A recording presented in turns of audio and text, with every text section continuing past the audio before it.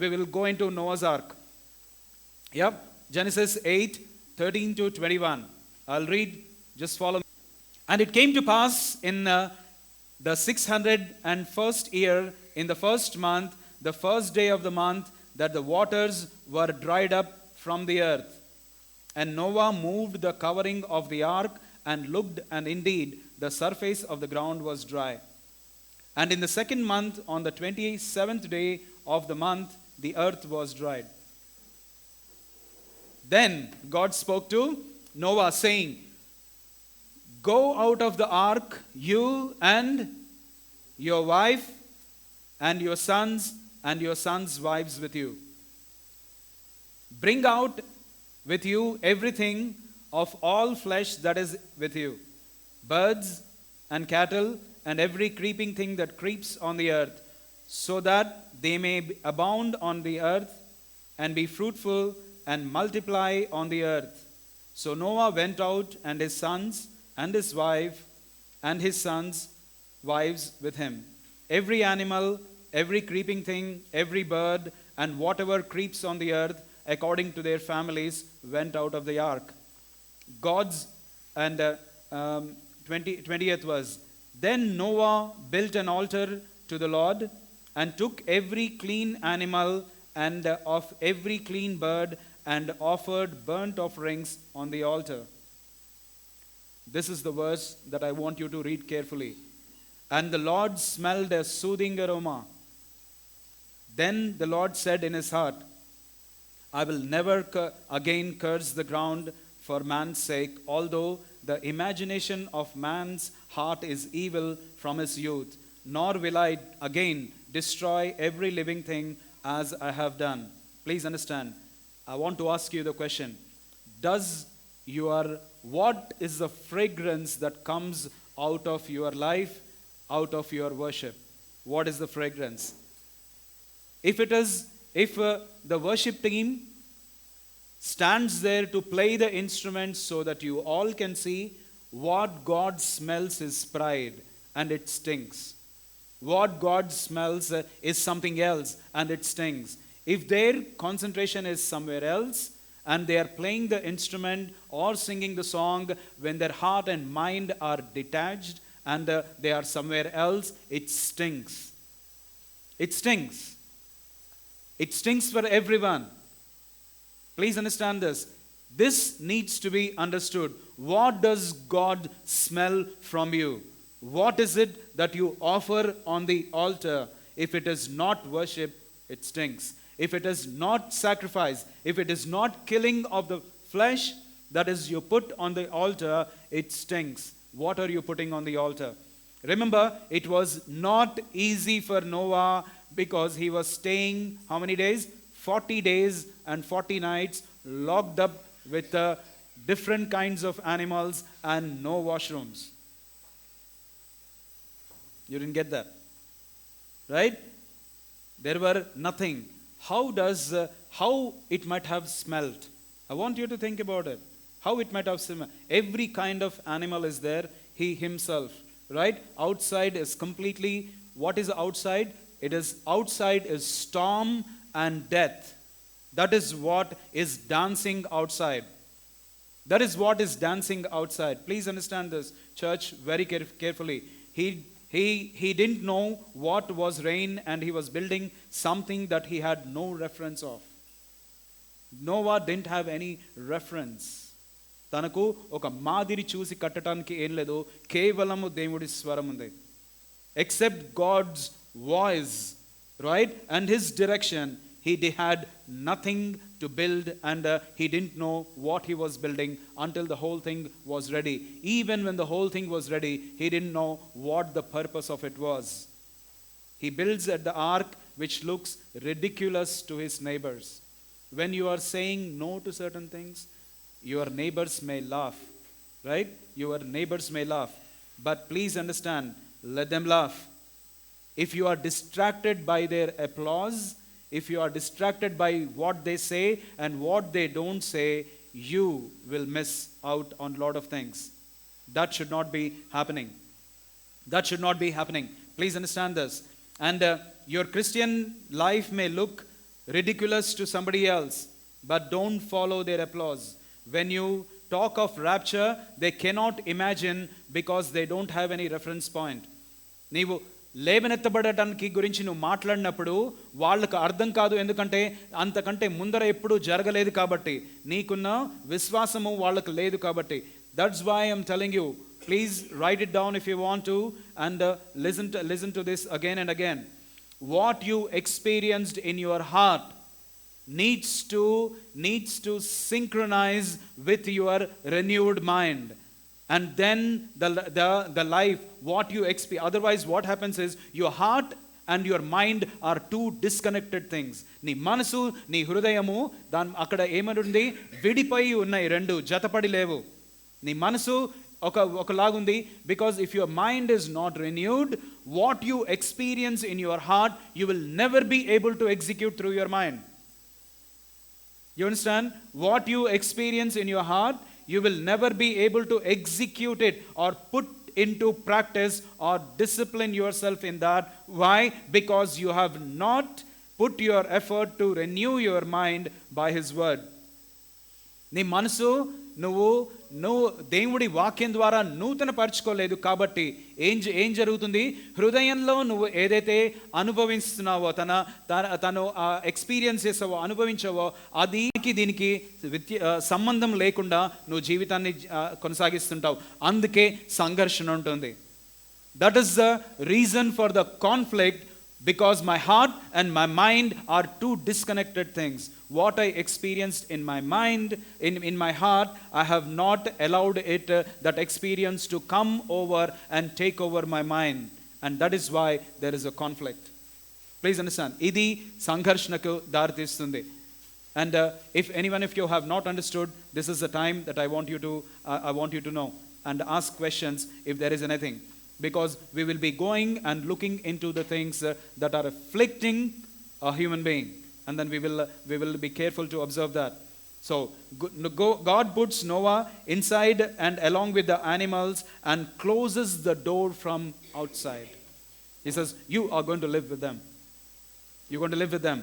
Please understand, it begins to rain and the ark begins to rise. Right? It begins to rain and the ark begins to rise, and after some time it is on sale for next 40 days and 40 nights.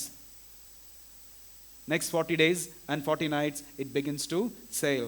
Please understand, isn't it funny that if God wants you to take you somewhere, you don't listen, He submerges everything outside you, puts it in an ark and sets it to sail. He closes the door from outside. Right? Please understand, church is like that. Church is like that. Church, please understand this. When God has put you in this setting, right?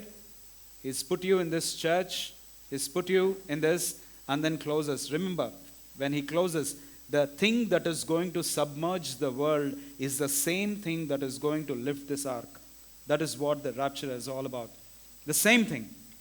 ఏ నీళ్ళైతే అవిశ్వాసులని, ఎవరైతే దేవుడి స్వరాన్ని వినలేదో వాళ్ళని ముంచేసాయో, అవే నీళ్లు దేవుడికి విధేయత చూపించిన వాళ్ళని ఏం చేశాయి, పైకి తీసుకెళ్తూ దేవుడు ఎక్కడికైతే తీసుకువెళ్ళాలని నిశ్చయించుకున్నాడో అక్కడికి తీసుకువెళ్ళటం మొదలుపెట్టాయి. Please understand, the same waters that submerge the unbelieving world is the same waters that lifts the ark and takes it to the direction or the place where God intends the ark to go. And then it goes there. And then what does He do? He puts the ark, isn't it funny? From here, the ark goes and then He puts it on the mountain. He settles down on the higher place. When you get into the church, no matter how you get into it, how the ark is, you may be in the lowest place, but when you step into life, right, you will be in a much elevated platform in the God ordained destiny. Amen? Please understand that. That is what it needs to be. He makes a safe place for you, no matter what the world is experiencing things around you. Please understand, because you belong to Him, He will keep you in that safe place. He will keep you in that safe place, and then will keep you moving in the direction that He intends you to go. The same thing. Again, the same water killed others. Please understand. And the same waters saved Noah and his family. The same waters. Now, you have to decide where you want to stay. Outside where the storm is, or inside. Right? Inside where the people of God are. I asked in a pastor's conference, like, sheep looks beautiful on the picture, but have you ever taken a sheep and then put it on your shoulders anytime? It stinks. Right? Please understand that it is a very ministry needs to begin at home. People want to show up their God by the crosses they wear, the Bibles they carry, the dresses they wear. I found a nice quotation about the dress. Don't wear an expensive dress, so expensive dress that dress looks expensive and you look cheap. Right? So, be careful. So, anyway, I don't want to go there. I suggest you wear God and let your wife and children say that you are good. The ark was secure and safe against all the chaos that was happening that was happening in the world. All the chaos, right? But remember, ark also represents the church. I want to slow down here a bit and explain certain things to certain people, because now I begin to deal with each one of you. Ark represents the church. No bathrooms, no deodorants, nothing. Just 8 people and animals, right? You can be a believer surrounded by believers and still be smelly inside. Church, this is the ark. Imagine this is the ark. Each one of us carry certain things in our lives, certain things in our bellies, right? And each one of us carry certain stench in us, right? Which is very uncomfortable, right? When you go to the toilet, right? After someone has gone, you feel that, oh, it is smelly, it's smelly, it's smelly. And then you open the doors, you clean up everything. But once you sit down and use the toilet, you don't find that the same reaction is not there. Why? Because it's your own shit that looks okay to you. But it is, remember, it is the stench to others. And you are called into a relationship. All the people, each one of us have experiences that are traumatic. Each one of us, right? Each one of us have different experiences in our lives that we have gone through. Right? Each one of us have struggled to come to the church today. Each one of us had to make an effort to come to the church. Everyone, each one of you have their own struggles. And yet you have come here. Right? Yet you have come here, and then now you become judgmental. He should be like this, he should be like this, she should be like that, she should be like that. Right? Please don't do that. Please don't do that. Love is redemptive always. ప్రేమ విమోచన కలిగి ఉండాలి, ఉంటుంది కూడా నిజమైన ప్రేమ. I'm telling you, there is no love that is not redemptive. And that is the reason why when I start looking at perfection in someone, right? And when God begins to deal with me, why is it that I am uncomfortable? Why is it that I throw tantrums? Why is it? It is time that we check. It is time that we check. And it is time that if I am put on the altar, right? If I am put on the altar, does God smell honor? Does God smell respect? Does God smell love? Does He smell? What does He smell? When you start putting things on the altar. You are called a living sacrifice. That means you are going to walk up the altar, sit yourself, make the pile of logs, sit on that, take a lighter, burn it, and then sit. That is the living sacrifice means. So please know and remember, you can be a believer surrounded by believers and still be smelly inside. Maybe he wants all of us to know the fact arcs are not climate controlled, right? There was no air conditioning, no climate control inside. Order, it's not order proof, right? If your stomach is upset, everyone is going to know, right? And everything is going to be, people think that church is a comfortable place. Yes, it is a comfortable place, but do you know the definition of comfort? Do you know the definition of comfort?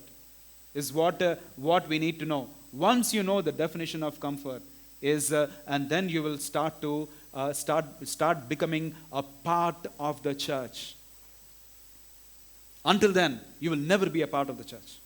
Never. And if you're not a part of the church, please remember, Jesus is coming to take his church and go. If you're not a part of it, you are not a part of it. The one who is not willing to be one flesh with him, remember, is going to stay back. Is going to stay back. So that is the mindset. When you come into the ark, each one of us, when a person walks into the ark, right? When a person is coming, he is bringing his own trauma, the experiences that he has gone through in his life. ప్రతి ఒక్కళ్ళు వాళ్ళు ఏవైతే వాళ్ళ జీవితాల్లో అనుభవించారో అవి తీసుకుని వాళ్ళు సంఘానికి వస్తున్నారు. Unless you know to respect the individual who comes with that kind of a trauma, you will never be a part of the church. You will never be a part of the church. Each one of us should know that each one comes with his own experiences. And then the respect begins. And if not, it is so condition your heart now, church. Condition your heart now. Very soon during my message, I will take you out and make you sit with people. I'm going to make you sit with people. And then you are going to have respect to that individual. I'm going to make you. I'm going to do some practical things. I'm going to make you shuffle the places that you are in. Don't get comfortable with the place that you are sitting in. I'm going to shuffle you, and then you're going to experience some things. I'm going to show it to you how it is inside. The stink inside the church is better than the storm outside. Outside, there is a stench of death. Here, at least, the bad odor. Right? Please understand. There was only one window, remember. There was only one window in the whole of the ark. Right? For air to come in and air to go out. And the thing is, it didn't have any latches inside. Right? And the door was shut, closed from outside. There may be issues and stench in the church, but please know it is better than the death outside. It is better than the death outside. Right? Please understand. His methods are beautiful. Romans 1:19 and 20. I want you to look into this verse. Romans 1:19 and 20. Romans 1:19 and 20. Because what may be known of God is manifest in them, for God has shown it to them. Right? God has shown it to them. Verse 20. For since the creation of the world, his invisible attributes are clearly seen, being understood by the things that are made, even his eternal power and Godhead, so that they are without excuse. Please understand, you cannot be blind to the things that are surrounding you. You cannot be blind. Why? Because God is going to use that things to speak to you. Please understand this. Don't be blind. That means the one who's sitting next to you is the one through whom God is going to speak to you. Right? You need to see these things so that you will be without excuse. You will be without. He will not give you any options for you to give an excuse. There won't be any options when you stand before him. That means each one in your life is a tool or is something that is going to shape you to your destiny and then going to make you a pleasing aroma to you. So learn to respect the person sitting next to you or whom God has given you authority over or sends into your life. Each one of us need to have that. Please understand this. If you are sleeping, I don't want to catch anyone sleeping. If you are sleepy, stand up for the respect of the God's word. Just stand No harm in standing. Just stand and listen to the word of God. Okay? Right. So first, I want to show you some slides. Slide number 1. Right? There is something. Please understand, there is something. What is it? Yeah? It is an ark. This is a wrong description, right? But I didn't have any the image. It is on the, and who is inside this? Noah and his family and all the animals. Remember, how many animals did Noah take inside? 2 of each, right? A male, a female, a male, a female. Now, interesting thing is, when he takes out and sacrifices, what is he sacrificing? No, clean animals, fine. But he brought only 2 by 2, right? That means the animal that he is sacrificing is not going to be duplicated again. Please understand this. You're getting the point. You're not getting the point. He took 2 by 2, pair of each. That means if he has to sacrifice anything, this is the last piece. There is nothing like that again. You understanding how precious that is? Right? When you offer something that is precious on the altar, or what are you offering is my question. Are you offering something that is precious, or something that you don't want? That doesn't mean anything to you. That is why God was able to smell. It was like an aroma. Why? Because Noah was showing the respect. And what did Noah do? The first thing that he did, coming out of a big storm, right? What do we do when we come out of a big storm? Let's party. What did he do? He made an altar. He made an altar and then put his sacrifice on it, knowing that this is going to be the precious thing. He has only 2 of that. He put it on that sacrifice. What are you doing in the difficult times? What are you doing? I'm telling you, church, this is what Noah did. He came and he made an altar, right? And then he set it up to worship God, telling him that, God, for 40 days I'm waiting for this. And the first thing that I'm going to do, not enjoy with the family or anything like that, I'm going to first build an altar to you and then put things on the altar. I'm asking you, what are you doing? What does it say here?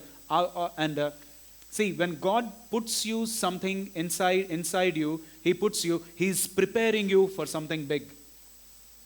When he puts inside you, he's preparing for something big, and then he's cleaning up the place. He's cleaning up the place for you so that he can put you and then establish you. The next thing is and how was this ark comfortable? Was this comfortable? I'll show you another slide. Just move it. Put this. What is this? A cocoon, right? So how does one get inside the cocoon?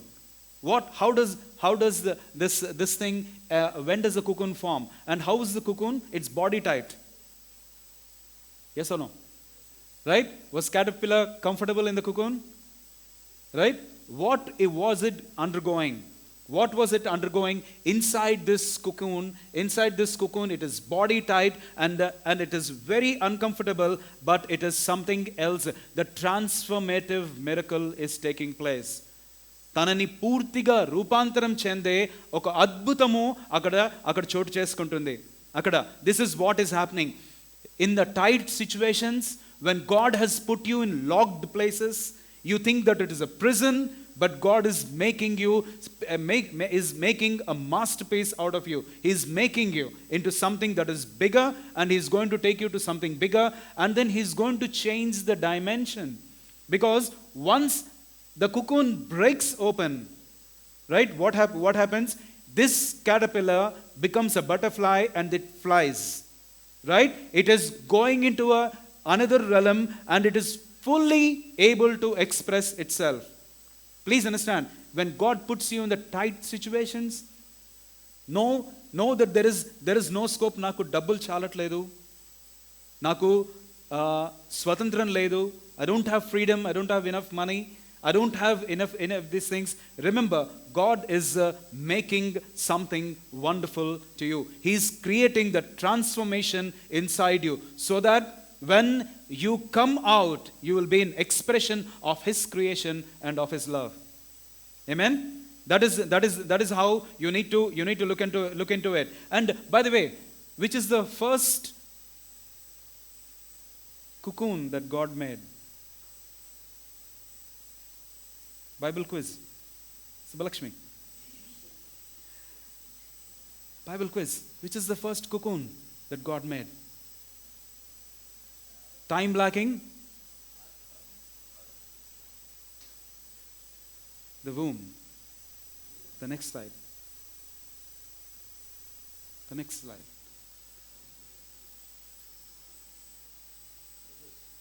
Mother's womb. This resembles the ark.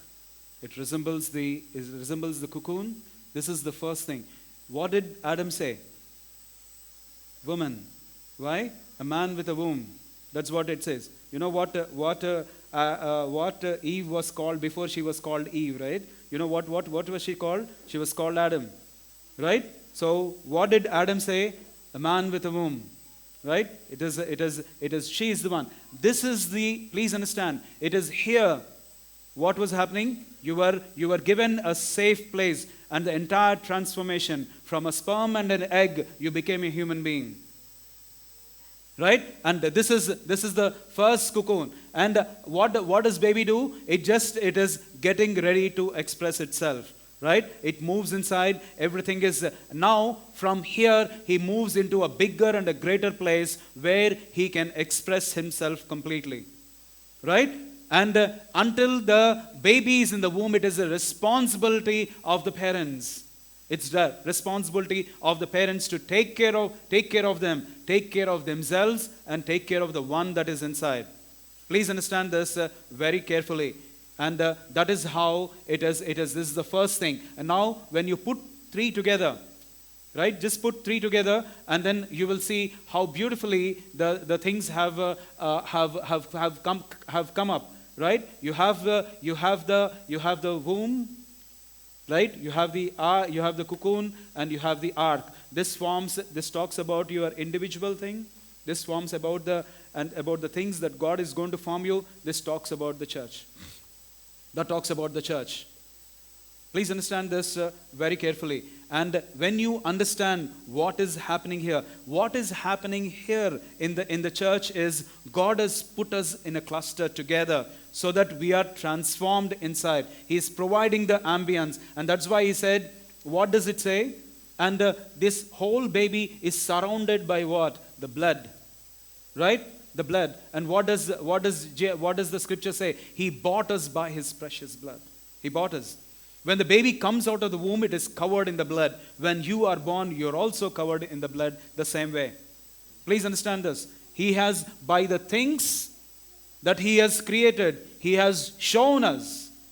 He shows us what it is all about. Cocoon is very tight, just enough for you to breathe.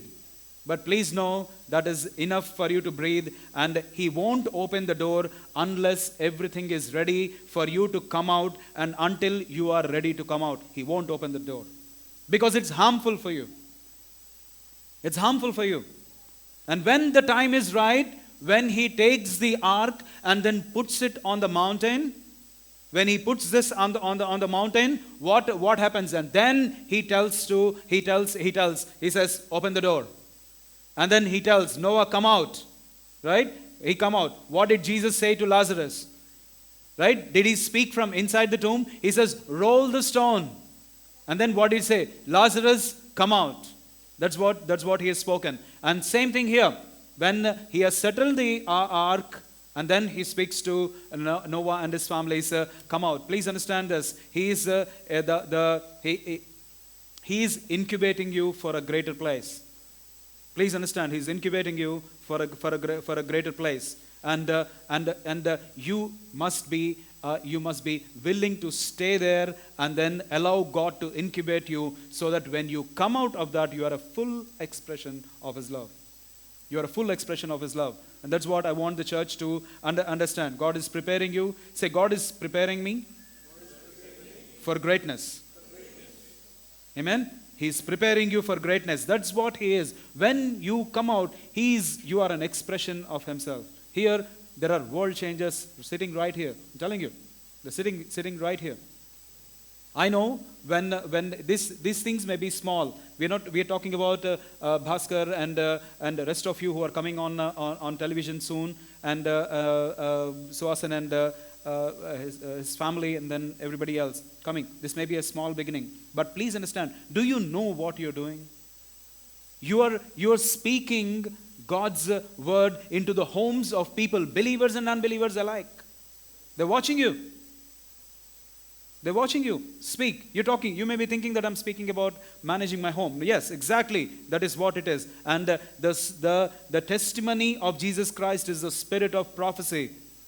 You're prophesying into the lives of people. And tomorrow Satish is going to do, and John is going to do the same thing, into the lives of people. Remember, take that as a pulpit and then present God to them. Present God to them. That is how I want you to look at. Right? In the studio, you find nothing. But do you know that this channel has 4 lakh subscribers and people who are watching you live? Right? And please know this. And that is going to go a long way. It's not again about the show. And I'm telling you, every one of you, I know you are calling. I know what you are. I'm going to use different tools to bring you and expose you to the world. I'm going to do that. As your pastor, it is my responsibility to identify what your skills are and then hone them up and present you to the world as a display of God's glory. Amen? Amen to that. And I want to speak to those who are feeling choked. Know that you are in a cocoon. There's some people here who feel choked. Know that you are in a cocoon. The time will come. The time will come, right? You are an expression of God's love. Say that after me. I am an expression of God's love. Right? We did that exercise last time. What's your name? What's your name? Tell. How do you tell? If I ask you.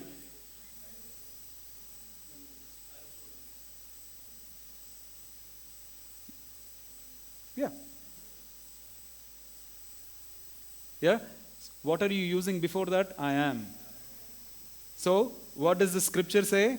He says, everyone who is named after the Father. So, you're using the word I am and telling your name. You're telling your father's name first and then your name. So, whenever someone asks you, tell your father's name. He says, what are you? I am Paul. Right? So, it is the Father's name that comes first and then my name. Right? Be proud to tell that. And don't use, what are you? John. John doesn't have any recognition unless John, son of. Then he has a recognition. Right? You understand this? Unless Gabriel, who are you? Gabriel. No, Gabriel, son of. Actually, the Middle East people go well with that. Right? If you say Sheikh Rashid al-Maktoum. Right? Sheikh Rashid al-Maktoum. Or bin Laden means son of Laden. But what is your name? When you ask, then you tell whatever the names are. Not taking example of any. There are many bin Ladens, by the way. We're not talking about Osama. All right? So, please, when God is planning to do great things, He puts you in a controlled environment. When God wants to do something to you, He puts you in a controlled environment. He puts you there so that you are shaped into what He wants you to be. That is what He wants. And then, so when people are put in a controlled environment, know by instinct, I'm telling you, each one, know that God is preparing you for greatness. He has put you in a controlled environment. Now that this is a cocoon to me. And then now what I'm going to do, I'm going to be a butterfly. I'm going to fly. Right? Please know, church. Don't throw tantrums when you are put in a controlled environment. Don't throw tantrums. Don't complain. Remember, how was Israel born? Israel was born when? Like it was an incubator. Goshen was an incubator. They went in as a family, they came out as a nation. They went in as a family, 7, and when they came, they were countless when they came. What happened? God put them in an incubator where a powerful nation that is prepared for war that has come out of that place, where Egyptians were the people who were taskmasters. They were oppressing people, and that's what they were doing. You feel stuck when you are in this place. Don't live according to your feelings. Don't live according to your feelings. Don't do that. Because our feelings are deception. I'll show it to you soon. How Satan uses different kinds of emotions and then how he deceives you, and then we fall into the trap. అందుకే భావోద్వేగాల తోటి మనం ఏం చేయకూడదు, అవి జీవితాన్ని నడిపించే విధంగా అవి మారకూడదు. నీ జీవితాన్ని ఏం శాసిస్తుంది అంటే అది దేవుడి వాక్యమై ఉండాలి, కానీ నీ జీవితాన్ని శాసించేది నీ భావోద్వేగాలై ఉండకూడదు. Your feelings are not the things that should govern your life. The word of God needs to govern your life. Please, I'm telling you, now we're going to go little by little into the things that I want to deal with. Tell yourself and tell your neighbor. Just wait. God is going to open the door. Tell. God is going to open the door. You didn't follow my instruction. What did I say? I said, tell yourself first, neighbor. Right? What you don't tell yourself, you have no right to tell to your neighbor. Tell yourself now. God is, just wait. God is going to open the door. Amen? God is going to open the door. Please understand, woman is an ark. Ark was an ark. Egypt was an ark. That's where Israel came from. I want to tell you the sequence also in different ways. How God used an individual, how God uses a group of people, and how he incubates them, and when they set free, they form a nation. They form someone who contributes to the beauty of God's creation. You need to be someone who will be a display of God's work, and someone who is going to add to the beauty of God's creation. That's what I want you to be. And coming out, sometimes coming out can be traumatic. Why?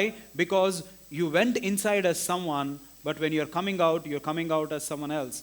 This went inside as an insect, right? But now coming as someone who is going to fly, right, above so many things. That's why I'm telling you, inside the cocoon, prepare yourself. I'm going to fly. I'm going to be a contributor. I'm going to add to the beauty. I'm a display of God's creation, because you have been given the power to think. You've been given the power to think.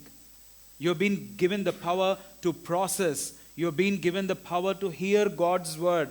You have been given that ability to hear God's word. And that is why you need to think. What you are experiencing in heart, oh, Jesus is my Lord and Savior. Yes, now because Jesus is your Lord and Savior, work it out in your mind as how and why He is your Savior, and how you can express it, how you can represent Him to the world. How you can represent Him to the world. Please understand this. And now we will get into the message. Luke 17, verse 1. Here is where the message begins. This was just an outline, whatever I spoke to you, right? And now is the message. He said to his disciples, "It is impossible that no offenses should come." Jesus is speaking. He's telling the offenses will come. Say that. Offenses will come. That's what Jesus said, right? But woe to him through whom it comes. He tells it is going to come, but cursed is the man through whom it is going to come. So you have to be careful of two things. One, be prepared. Offenses will come. Don't be that person. Don't be that person through whom the offense will come. You understand? Do you understand? Yeah? Offenses will come. Chadvan, Telugulo chadvam. Can you get me some water? ఆయన తన శిష్యులతో ఇట్లా నేను అభ్యంతరములు రాకపోవుట అసాధ్యము కానీ అభ్యంతరములు రాకపోవుట రాకపోవుట అసాధ్యము కానీ అవి ఎవని వలన వచ్చునో వానికి శ్రమ. ఎవరి వలన అవి వచ్చినో వాళ్ళకి శ్రమ. అంటే ఏమిటి? అభ్యంతరాలు తప్పక వస్తాయి. రాకపోవటం అనేది అసాధ్యము, తప్పకుండా వస్తాయి. కానీ ఎవరి ద్వారా అదైతే వస్తుందో వాడికి శ్రమ. అంటే రెండు విషయాలలో జాగ్రత్త పడాలి. ఒకటి, నేను అభ్యంతరాలని ఎదుర్కోవడానికి నేను సిద్ధపడాలి. రెండు, అభ్యంతరాలు నా నుంచి రాకూడదు, దానికి కారణము నేను అవ్వకూడదు. So please understand this. So the things that are going to come, offenses will come, not through me. Say it. Offenses will come, but not through me. Amen? Not through me. I will not let offense come through me. I am not a channel for any offense to come out of me. I am a channel of a blessing, not of offense. And two, I will prepare for offenses that are going to come. So this is why God keeps you in a cocoon. This is why He keeps you. He incubates you well. He puts you in the church to understand that the person sitting next to you is going through a trauma, is going through a difficult stage in life. It is your responsibility not to be offended by that person or offend him. You understand? That is why. Now, I want you to get up. Each one of you get up. But I want you to go shuffle, please. I want you to shuffle, right? New ones and old ones. Everyone. Huh? If not offended, all just change your place. Don't sit in your regular place, right? Sit. Settle down quickly. Yeah, settle down quickly, right? Settle down, right? Don't worry. No one is taking your picture. And it doesn't really matter. Say it doesn't matter. Say it doesn't matter. It doesn't matter. Right? All right. So now what did He say? Then He said to the disciples, it is impossible that no offenses should come. I want you to sit beside someone. Sit there. I'm telling you for a reason. Husband and wives can sit together if you're offended. No, that's it. It would be better for him if a millstone were hung around his neck and there were thrown into the sea, that he should offend one of these little ones. He says, it is better that a millstone is tied and then he thrown into the sea. Did he say that? It would be better for him if a millstone were hung around his neck and he were thrown into the sea, that one should offend one of these little ones. Jesus is not giving a license to suicide. Please understand this. That's not what He's talking about. Next verse. What does He say? Take heed to yourself. If your brother sins against you, rebuke him. And if he repents, forgive him. Ikkad varaku baane undi. This looks beautiful, right? If your brother sins, rebuke him. Hey, don't do this. And they said, okay, I will not do. And then I'm sorry that I have done this. Fine. What does it say? Again, next. And if he sins against you 7 times in one day, and 7 times in a day returns to you saying, I repent, you shall forgive him. You shall? Say it, you shall? What did disciples say?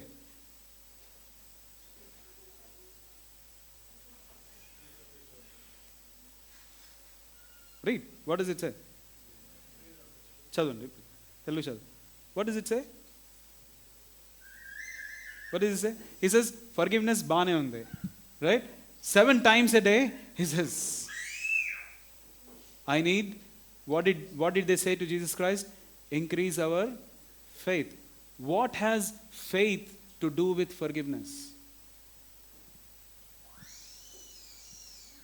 I'm asking you. What has faith to do with forgiveness? I'm asking you the question. Chadu, John. Motham chadu a portion anta. మీ విషయమై మీరే జాగ్రత్త ఉండుడి. మీ సహోదరుడు తప్పిదము చేసిన ఎడల అతన్ని గద్దించుము. అతడు మారు మనసు పొందిన ఎడల అతన్ని క్షమించుము. అతడు ఒక దినమున 7 మార్లు నీ ఎడల తప్పితము చేసి 7 మార్లు నీ వైపు తిరిగి మారు మనసు పొందితినని ఎడల అతన్ని క్షమింపవలనెను. అపోస్తులు మా విశ్వాసము వృద్ధి పొందించమని ప్రభుతో చెప్పగా, మా విశ్వాసము వృద్ధి పొందించమని. ఐమ్ ఆస్కింగ్ యూ, విశ్వాసానికి క్షమాపణకి కనెక్షన్ ఏంటి? ఏంటి connection? I want to ask you, what is the connection between forgiveness and faith? If there is no connection, why did Jesus say? But if there is connection, all of us need to know. All of us need to know if there is a connection between faith and forgiveness. Is there any connection? What has faith got to do? I'm telling you, if you don't forgive, you have no faith. No faith. Don't talk about faith if you can't forgive. Because Jesus says, and what did the apostles say? Ma viswasanni penchumani chepparu. They said, increase our faith. Why? Now to forgive a person 7 times in a day, he says, I need to increase my faith. Now, please understand, when Jesus, some people, they have, see, whom do you have to forgive? I'm asking you question. ఎవరిని క్షమించాలి? ఎవరైతే మన పట్ల? Now if I come and say, Brother Gabriel, I forgive you. So what will you ask? For what? Right? Yes or no? For what? అవును కదా? నేను Gabriel బ్రదర్ని క్షమించాను అని నేను గొప్పగా చెప్పుకుంటున్నాను. ఇక్కడ నిలబడి నేను బ్రదర్ మీరు అందరికి చెప్తున్నాను, నేను గేబ్రియల్ బ్రదర్ని క్షమించాను. నా హీస్ వండరింగ్, మీరేమంటారు? అవునా? దేని what I we forgive? It's easy to forgive the people who have not done anything to you. Yes or no? It's easy to forgive. I forgive you, right? But when someone, if he's come and stabbed me, right, or behind me physically, or abused me in people and then trying to dig something behind me, then what is it? Then you come and say, if I forgive you, there is a meaning. That means every time that the word forgiveness is used to those who have offended you, who have caused harm to you, these are the people who have stabbed you or done harm to you, to them that you are called to do that. To them that you have to forgive. There is something that I want to really tell people. Now, who are the people you need to forgive? Remember Jesus Christ. Remember Jesus Christ. When he was crucified, when he was beaten, spat upon, and he was bleeding, when he was up hanging like a piece of flesh on the cross, he forgave. Nothing has happened to you that way. Nothing has happened to you that way. Ala ainda meeku evarkana? Evar kaledu. You and I will never in eternity, now and eternity, will not have one single reason not to forgive people if because Jesus has done what he has to do. He has done what he has to do.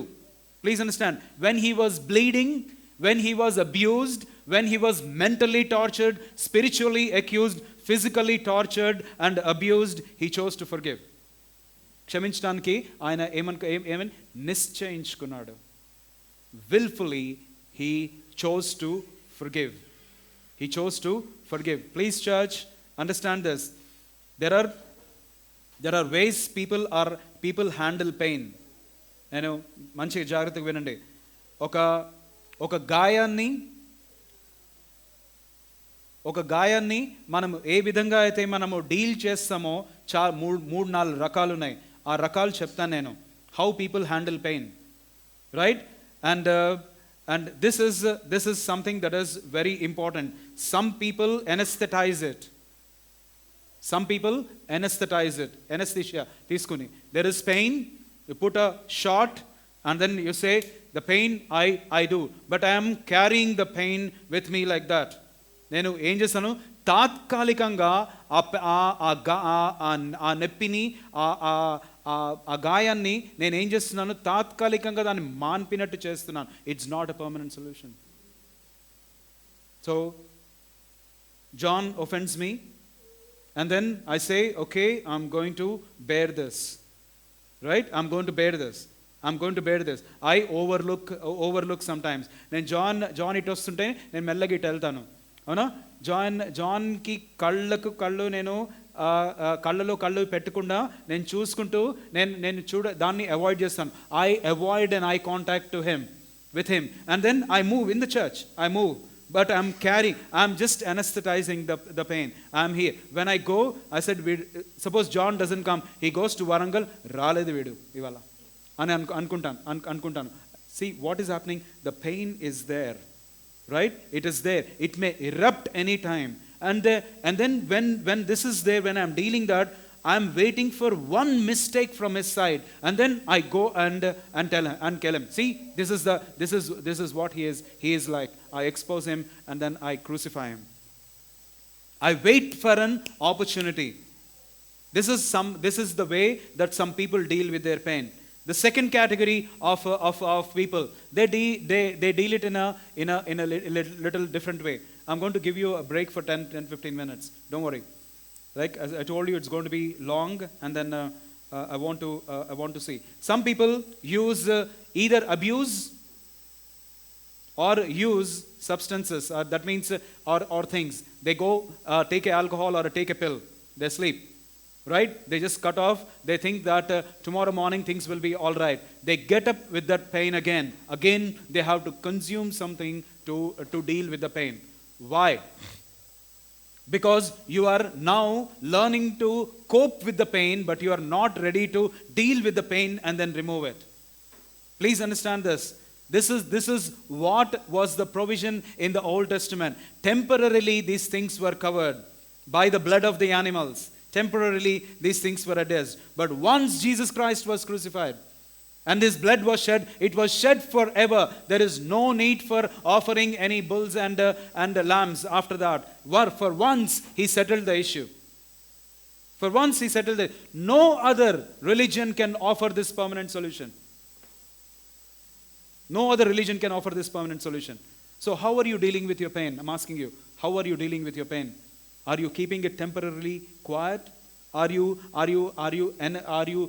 consuming something so that you forget the pain? Please understand, the pain still remains. The pain still remains. And this is what Jesus said: offenses will come, painful situations will come, people will cause pain to you, but are you prepared to deal with that? Listen, what did he say? He says 7 times. Just go to the previous verse. What does it say? And if he sins against you 7 times in a day, and 7 times in a day returns to you saying, I repent, you shall forgive him. What is Jesus telling? Jesus is telling, live a life of forgiveness. That means you inhale, you exhale. You inhale forgiveness, you exhale forgiveness. The moment you stop, you die. The moment you stop, you die. What Jesus is telling here is, make this your lifestyle. Make this your very life. అందుకే తను ఏం చేశాడు? తన ప్రేమని పరిశుద్ధాత్మ ద్వారా మన హృదయంలో కుమ్మరించాడు. He poured his love into our hearts by the Holy Spirit. Please understand, he poured so that you will never lack love. He poured it in your heart. You never lack love. Say, I never lack love. Because God is love, and you can't dry him up. You cannot dry him up. You cannot dry him up. Say, I cannot dry him up. Right? He poured his love into your hearts by the Holy Spirit. And that is why, so that there is no conflict inside you.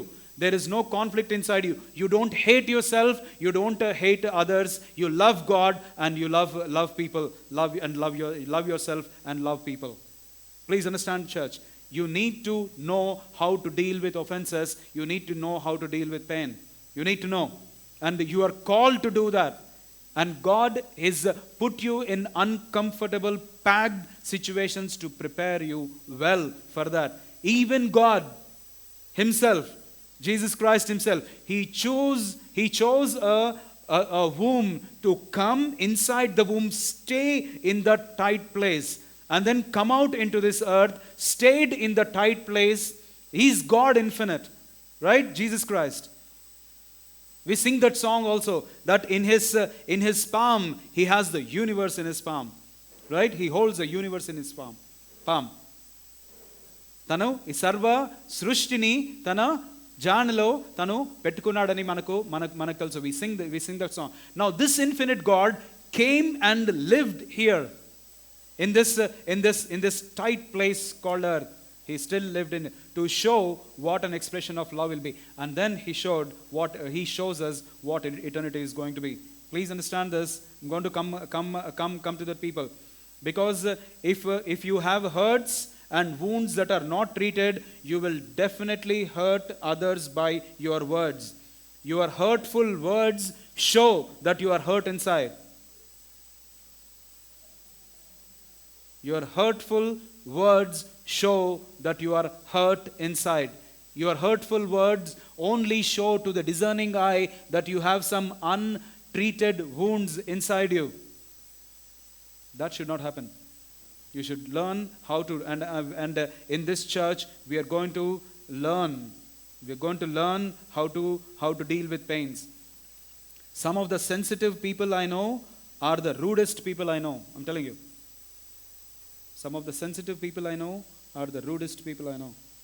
They just are sensitive to the animals. At the same time, they take the sword and cut the necks of people at the same time. How can you be that? Because you are hurt inside. You are diabolic. That is, you are two in nature. You are a snake. That nature needs to be dealt from deep inside. Please understand this. Understand this. Don't deceive yourself. Don't tell you are okay if you are not okay. Don't tell that. If you are not okay, say you are okay. Is that true? No. When you are not okay, say that you are not okay. And reach out for help and receive help, because God is always ready to help you. He's always ready to help you. I want you to process this. I'm not done yet. Take a break. Right? We will come back. We will deal with the cause, and then we'll get these things out of our lives today. Amen? Please take back in 10 minutes. Back in 10 minutes.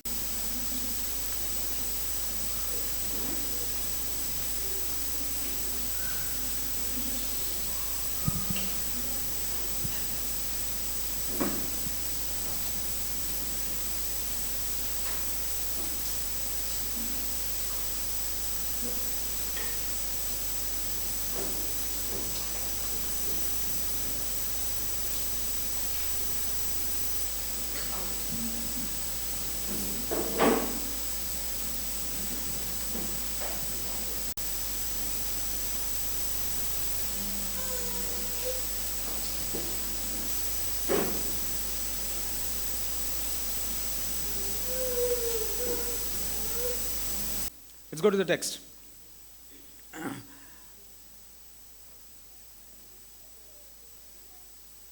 Luke 17, verse 5. Apostles said to the Lord, increase our faith. So the Lord said, what did he say?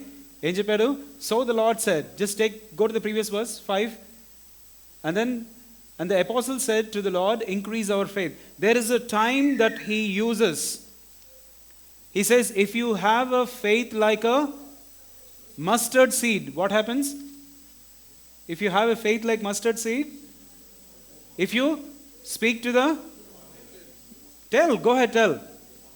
Where is the other time that he uses the same example?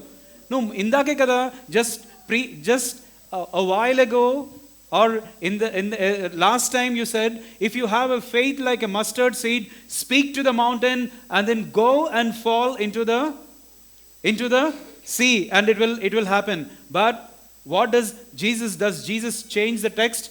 Let's see what happens. So the Lord said, if you have a faith like a mustard seed, you can tell to this mulberry tree, be pulled up from the roots and be planted in the sea, and it would obey you. This time he talks about the same mustard seed example. He talks about a tree, and then he tells to the tree, be uprooted. Why? Why does it say? Last time he said to the mountain, right? Now he tells to the tree. The same faith. He says, what did apostles say? Please understand. What did they say? They said, increase our faith. Why? Because to forgive someone, we have to increase our faith. We cannot forgive someone unless you touch me. Jesus said, there is no need for greater faith. If you have a faith like a mustard seed, you can deal with the mountains, because mountains are on the top of the earth. And the tree roots are below the earth. You get that point? Mountains are on the top. You can see the mountains, right? You can see the mountain and say, that's a big mountain. Speak to the mountain. If you have a tree, if you have a faith like a mustard seed. And then, but what about the things that are deep? Show that slide. What does it say? What does it say? Now he says, speak to the tree, and then what does it say? The tree will be uprooted from the roots. It will be uprooted from the roots. So if you say you have faith, you have to speak to the tree that has gone deep inside. The roots are gone deep inside. You speak to this tree, it will be uprooted from the tree. So trees need to be uprooted from the roots so that they don't grow back. I'm telling you, if you keep cutting the leaves, oh, I forgive you, brother. I forgive you. And if you deal with the pain on the surface level and don't deal with the roots, they keep coming back. They keep coming back. They keep coming back. Right? You know, whenever you cut, it grows back. Please understand this. So what you have to do, you have to take hold of this and then pull it from the roots. That's why, please understand, unless you deal with your pain, unless you deal with the pain and the root of that pain and the size of the pain, right? Please understand this. And I'm going to show it to you quickly before we wrap up. When Jesus said offenses will come, offenses will come. And when he will come, we will deal with the roots actually. As I've told you, some people just try to temporarily do that. See, I want to tell you something. Don't deceive yourself. I'm telling to everyone, don't deceive yourself. Don't tell you are okay if you are not okay. This is one way anger is born. కోపము ఎక్కడ పుడుతుంది అంటే, నేను మంచిగా లేనప్పుడు, అబద్ధాన్ని నేను నమ్మాలనుకుంటున్నప్పుడు, అబద్ధం చెప్పి నాకు అంతా బానే ఉందని ఎప్పుడైనా చెప్తున్నప్పుడు, the anger is born when you deceive yourself. That's where the anger is born. The conflict is born when you deceive yourself. When you are not okay and when you are telling that you are okay, when there is pain and when you are telling that there is no pain, that is when the anger and the conflict begins. You have to terminate it at that level. అక్కడ దాన్ని అంతం చేయాలి. I'm telling you again, church, if you some people are workaholics. Some people are workaholics. They have to keep on working. It's not that they love, it is to hide their pain that they work so much. So a workaholic is no different from alcoholic. An alcoholic drugs himself so that it is suppressed. Why are you working? If you are working, why are you working? Is there passion that is behind that, or you're trying to cover your pain? What is the reason that you are doing that needs to be answered. And I'm telling you today, if you're not okay, say you're not okay, and God will help. God will help. Right? Saying, oh, I'm not okay is repentance. Telling that God, you have spoken to me, I'm not okay is repentance. Please understand, don't camouflage it. Some come to the church to cover up that. I'm telling you, some of you sitting here, you're coming to the church just to cover up your pain. And it is to tell that you are an okay person when you are not. Come to the church to be delivered from deep within, from here. And for that, faith of a mustard seed is all that you need. Antunte chalu. ఆవగించినంత అంత విశ్వాసం ఉంటే చాలు. గొప్ప విశ్వాసం అవసరం లేదు. So please know this. Some people come to the church to cope up with the pain or cover it up. Some of you sitting here, you are deeply hurt inside. You don't want to confess. I'm telling you, today is your moment. Confess. Just because you are sitting in the church or doing ministry does not mean anything. It does not mean anything. You're faking it. If you are doing, some people just cover up in the cover of telling that I'm in the ministry, I have to go run around places and do all these things. The pain is there inside, and then you're not ready to deal with that. Be honest, don't deceive yourself. And that is the reason why you are angry from within inside. There is no peace and there is conflict in your heart. So please know, today is the day. They come to church, they put up a religious face, and they feel that they have deep knowledge of scriptures. No, you don't have. You don't have. And you cannot have a conversation with them. You cannot have conversation with them because you tell one scripture, they will tell you 3-4 scriptures. To hide their pain and to hide the need that they are in need. They hide. Today God is speaking to you. It is difficult to deal with the people who fake that they are okay and they are not. If you are hurting and you are lying about it, it becomes demonic. Please understand in this church very well. If you are hurting inside and then you are lying that things are okay, it is because you believed a lie. The demonic spirits start settling on that lie, and your very lie will become demonic. Please understand, for the Holy Spirit to come and dwell upon that, you need the Word as the foundation. Because it is on the Word that the Spirit of God comes. If it is a lie, a demon comes and sits on it. That is the reason why people who don't deal with their pain, వాళ్ళ గాయంని వాళ్ళు deal చేయకపోతే it slowly becomes demonic in nature.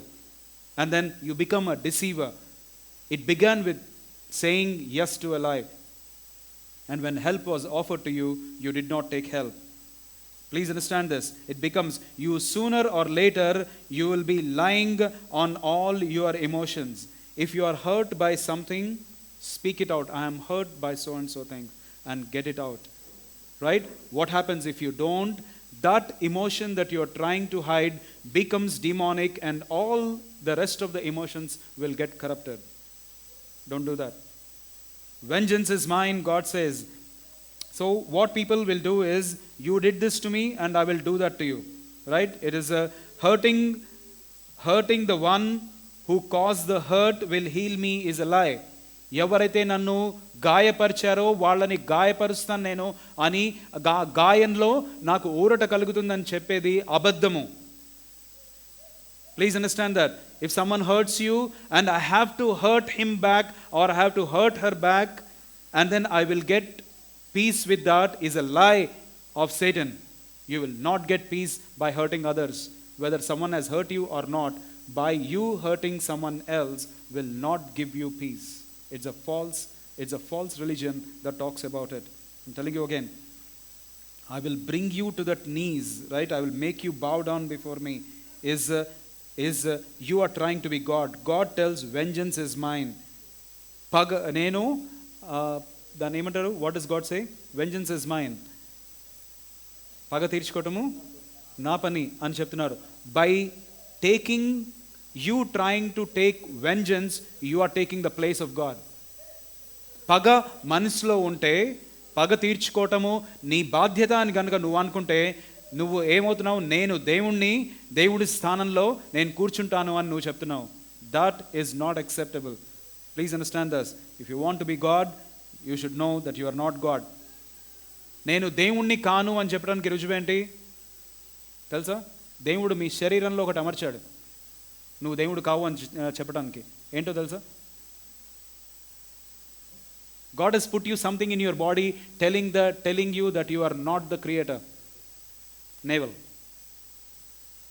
Navel tells you that you are born out of someone. Okay? Just for your information. That doesn't make Adam God, right? So I'm telling you, revenge brings you to the level of the one who hurt you. Revenge will bring you down to the level of the one that hurt you. Please understand this very carefully. నువ్వు పగ తీర్చుకోవాలని ఎప్పుడైతే అనుకుంటావో పగ తీర్చుకునే వాడి లెవెల్కి నువ్వు దిగజారవని నువ్వు ఆలోచించుకో. That is need to be inflicting pain to someone does you no good. You cannot feel good after inflicting certain pain to others. I'm coming to close. Please, church, there are some of you sitting here who have deep wounds still, wounds in you. Tell it very clearly. As I'm speaking to you, speak to God. God,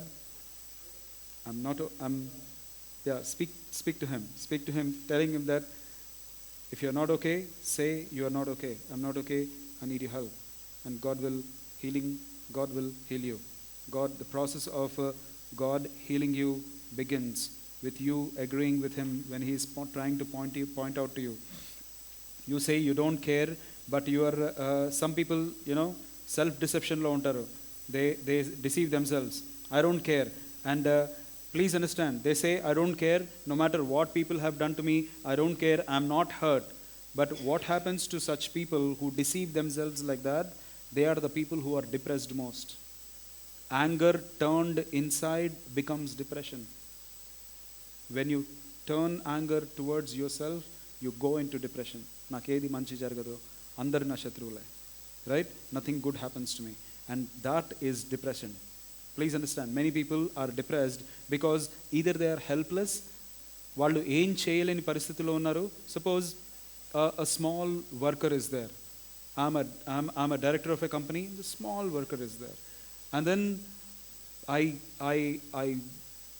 put so much pressure on him. He knows that he can't do anything to me. వాడు ఏం చేయలేడు నాకు. He can't do anything to me. And then what happens is his anger, he's angry, but he knows he can't do anything. He goes into depression. Same thing with me. That's why especially husband and wives, I'm telling it to you, husband and wives, please know you are husband and wife by God has put you that way. Why? Because you cannot meet each other, you cannot meet your own needs. That's why a spouse has been given to you. But if the spouse does not or refuses to meet your need, right, that is deception. That is witchcraft in itself. That is witchcraft begins like that. When you know that your spouse is at your mercy because only his or her needs are met by you and you refuse to meet that need, then what happens? That means you want to control, and that's where the moment you decide to control in an ungodly way, that becomes witchcraft. That is the beginning of witchcraft, and that becomes demonic in nature. Please know, this is what each one of you must understand at all times. I should not be a source of witchcraft, neither I will practice witchcraft. Right? In witchcraft, in simple terms, trying to control in an ungodly way. That is witchcraft. Right? No medication is going to help you unless you confront this in your life. I'm telling you, church, no medicines, no tranquilizers, no sleeping tablets are going to help you. Right? Only God can. Only God can. No matter what you do, it won't help you. You may be a worship leader, you may be a pastor, you may be a businessman, etc. It won't help you unless you deal with it. Because you are dancing or preaching or working, it is not dealing. See, just because I preach, just because somebody leads worship does not mean anything if you don't deal with that problem of hurts and how to handle offenses, because you will be a source of offense very sooner or later, because deception will end one day. Say, deception will end one day. Right? Because it ends one day, you cannot deal with it. Right now, I'm dealing with self-deception. I'm dealing with the wounds. I'm dealing with that because there is an end to it. And love does not have any end. It continuously keep flowing. Please understand, I'm telling you, I'm going to tell to the pastors also very soon. Just because you are preaching or just because you are singing, right, does not mean anything if you are not dealing with your wounds that are inside you, right? It does not mean anything. You will sooner or later, you will start faking everything up. And that's why we need to be careful how you handle power. God watches those who are in authority. మళ్ళీ చెప్తున్నా, అధికారంలో ఉండే వాళ్ళని దేవుడు గమనిస్తున్నాడు. Because authority comes from him. Right? If you have authority, God's eyes are on you. God's eyes are on you. Please understand, church. If you are a person who hurt others deliberately, Satan is the one who is grooming you. నేను మళ్ళీ చెప్తున్నాను, if you are a person, we will soon go into communion and will soon go into prayer. If you are a person who is hurting others, you are a person who are being groomed by Satan. Because if you are groomed by the Holy Spirit, you will work for the building up of people and not destruction. If you are by the way that you are, we know who is grooming you. Who's grooming you?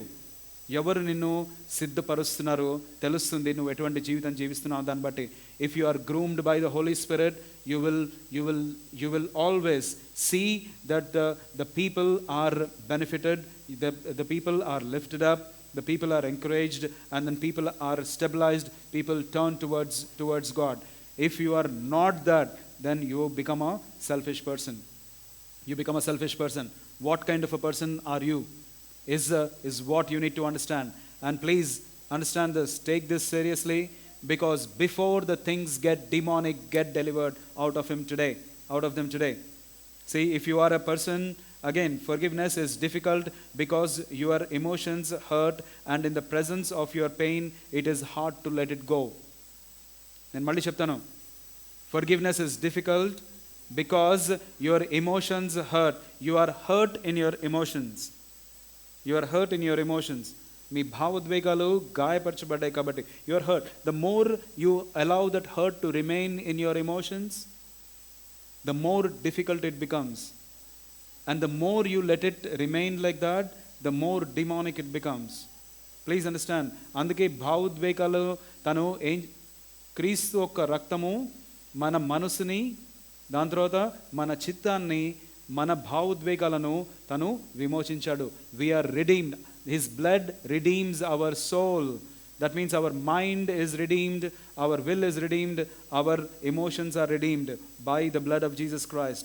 The reason for the blood of Jesus Christ is that, so that you are healed in all these three things. Please understand. Again I repeat, forgiveness is difficult or becomes difficult because you are hurt in your emotions. Now I want all of you to bring your emotions to Jesus Christ. I am hurt, God, and I want you to spell out these things. Reach out these things to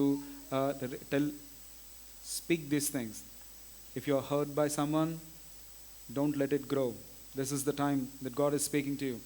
Don't let it grow. This is please know it all. This is the roots look complicated.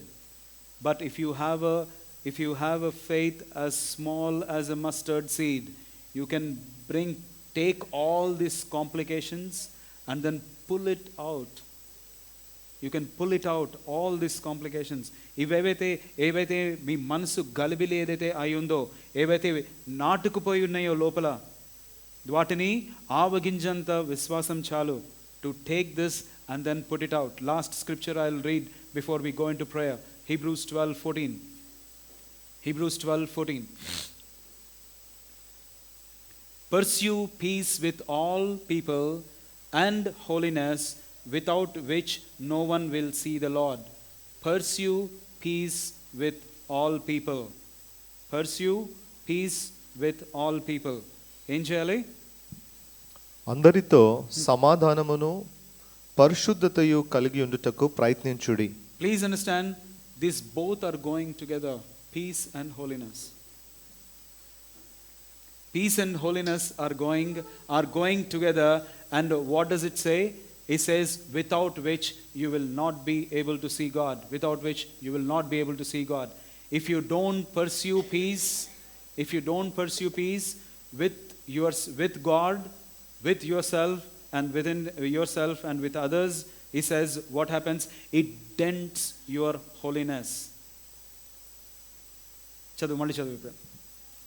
అందరితో సమాధానమును పరిశుద్ధతయు కలిగి ఉండుటకు ప్రయత్నించుడి.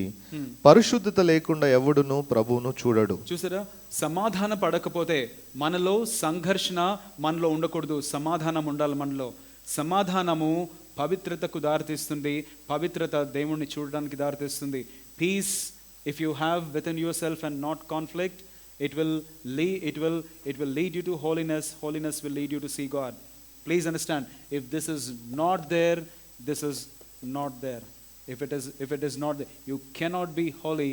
And when you are trying to when there is a conflict inside you and there is anger inside you, guaranteed 100 out of 100 times it will dent your holiness. That means you will not see God. You will not see God. And how much faith it is required to deal with offenses? Faith as a mustard seed. వీటన్నిటి ఈ గాయాలని మనము వేర్లతోటి మనము తీసేయాలంటే మనకి ఎంత విశ్వాసం కావాలి? ఆవగింజంత. All you required is a seed of a faith of a mustard seed to pull this out from deep inside.